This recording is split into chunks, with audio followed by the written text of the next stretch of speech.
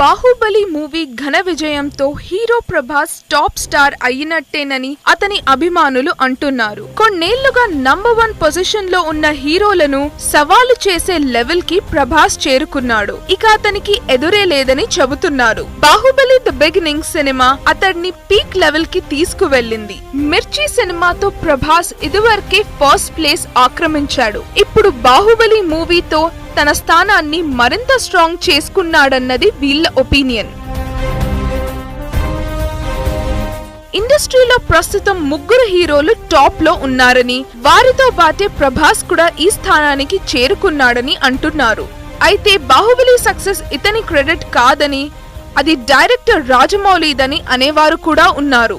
Prabhas fans మాత్రం దీన్ని కొట్టిపారేస్తున్నారు.